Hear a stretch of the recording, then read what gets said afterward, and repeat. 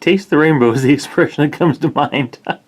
I've got 60 of these basically crossbowmen that I've built for my Exodite army, and I definitely want to be able to use them in Warlords of Erehwon. So stay tuned and we'll take a look at how I made these into an Elven unit. Well, you saw I got 60 models. I didn't want them to go to waste. You know, you need a lot of Guardians. Well, I needed a lot of Guardians for 40k, but didn't fit into Rick Priestley's Elven list. So, since I only had elves, I went ahead and created a unit I call the Wardens. And these are essentially elves with repeater crossbows, kind of flavored after the Chinese version. But this, I want to talk about, even though these models are Dark Elf models from the actual Warhammer Fantasy line, the actual Dark Elf armies, I'm going to save that for something completely different. Some of these models you're going to see over the next few videos can actually work in both armies. But because I have an Elven army, I built these lists specifically, these units specifically for an Elven army. The aesthetic to them isn't quite Dark Elf anymore, so at least not 100%. So that's why I'm going to separate into two different armies. So let's take a look at the models and the stat lines for them. Alright, so the Wardens are basically, there's no special conversion here.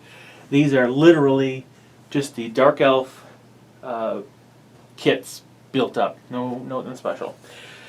So all it took here was just, well, how do you make them a Warlords of Erehwon unit for elves? So very simple. I had to approach two ways. Look at, they're elves, so we're going to start with an elven baseline, but then they have a new weapon. So let's take a look at the stats and talk about the weapon. And you can see the Wardens are a very simple unit. There's not a lot to them. No real upgrades possible except for haughty disdain. And so I just started with a regular elven profile, giving them spangly armor off the top because they've got, a coat of mail. So I figure that's like a mithril, right? So you don't see anything special here really, except for that repeater crossbow. So they do have a sword that's actually modeled on the figure. And so they have some good hand-to-hand capabilities. That's one thing I do like about it. But let's take a quick look at the repeater crossbow.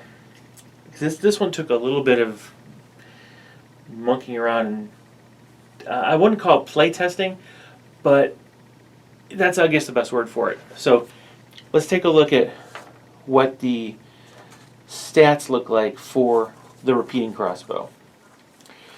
See now, the very first time I looked at this, I kind of figured, so we'll make it simple. These just count as a longbow. Makes sense, right? But after playing with it a few times, it didn't feel 100. It felt fine because I think of a crossbow. They did have good range, and they had some really good heavy hitting potential. The problem was, as I started to play with them,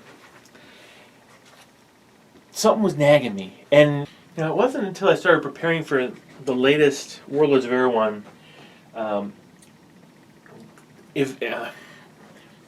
project I've got. And that's the Adventures of Niggleroot. It's a campaign system that I created for Warlords of Erehwon, kind of based on my bolt action Clash of Heroes. But anyway, I was about to go up against his undead halfling army, and I know he's got regular bows, and it dawned on me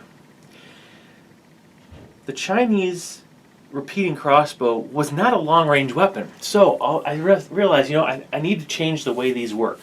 So what I've done is, instead of giving them a 30-inch range like the longbow does, and as I initially assumed, in fact, regular crossbows have a 30-inch range. I made this only 20 inches because that's what the historical one. The historical one was less range than a bow. So this puts them on par with a regular bow. But I kept the strike value at 1, and I did not give the penalty or the handicap of requiring a fire order, because these are essentially yeah, though they're crossbows, they don't take a lot of energy. I don't know if you've ever seen a video showing you how the actual Chinese repeating crossbow worked. It was remarkable, and I'll see if hopefully I can find a link to one, and I'll put it in the description, or yeah, let's just do it in the description because just in case it gets deleted, it won't. Anyway, so here's the thing. When you use a repeating crossbow, you essentially work a simple lever on top that sits behind the magazine. You chock it forward and pull it back. It basically moves the entire magazine forward in front of the string and pulls it back with very little effort. You hold it level and do this. You don't need to put it on the ground, put your foot on it and all that. It is a one-handed operation to operate the lever, and you're just holding the crossbow. So that's a lightweight, which again is the reason it's a shorter range. So you can fire this thing as fast as, if not faster, than an archer would fire a bow. So it made no sense to give them the handicap of fire on a fire order only. So you'll see that the actual repeating crossbow then just has a 20-inch range and a strike value 1. It ends up being a 3-point weapon. Bows are 2 points, longbows and crossbows, longbows are 4 points, crossbows are actually 3 points, because what we do is it's 3 points for the 30-inch range, 1 additional point for the strike value, but it's a -1 for the limitation of requiring a fire order, making it 3 points. So this is just as expensive as a regular crossbow.